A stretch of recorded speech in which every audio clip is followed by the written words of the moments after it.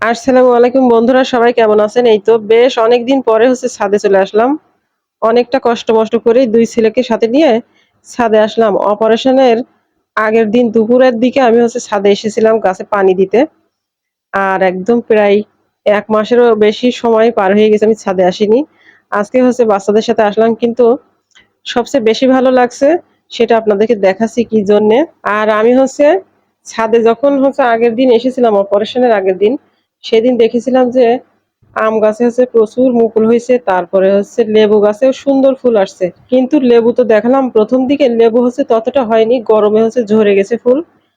কিন্তু আম দেখেন কি সুন্দর, ২টা আম হয়ে আছে। আসলে এটাই আনন্দের মূল কারণ।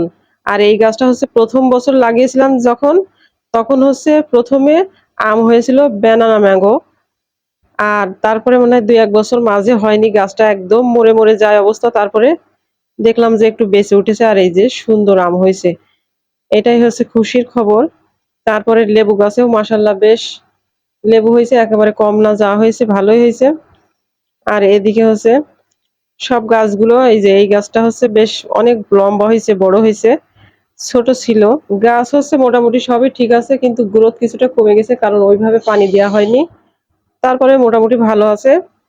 আর গাছের গোড়াগুলোই ঘাসে ভরে গেছে। আর এই যে দেখছেন জামরুল গাছ, এটা কেমন জানি মরে গেছে, তারপরে ও গাছে নতুন পাতা বের হয়েছে মাশাআল্লাহ।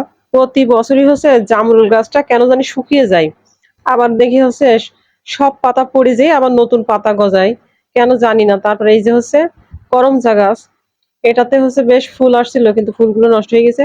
কয়েকটা আছে, কারণ করমচা গাছে গরম পড়লে ফুল সব ঝরে যায়। আর এই যে দেখছেন মরা গাছ, এটা কাটা জবা বা মেস্তা জবা গাছ। এটা কিন্তু জীবিত ছিল, কিন্তু শুকিয়ে গেছে।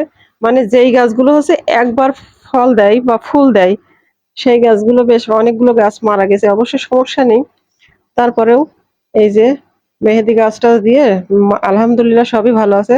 কিন্তু আমার ছেলেরা বা তাদের বাবা কিন্তু ছাদে এসে গাছে পানি দিত। ওরা জানেই না যে গাছে ২টা আম হয়ে আছে।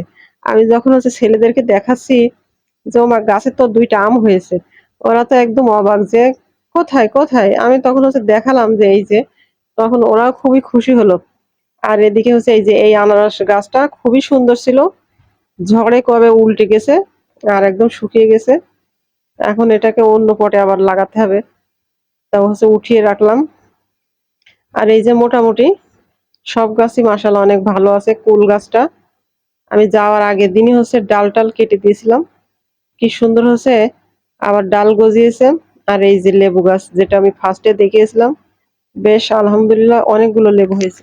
যাই হোক বন্ধুরা, ভিডিওটা কেমন লাগলো অবশ্যই জানাতে ভুলবেন না। পরবর্তী ভিডিও দেখার আমন্ত্রণ জানিয়ে শেষ করছি। আল্লাহ হাফেজ।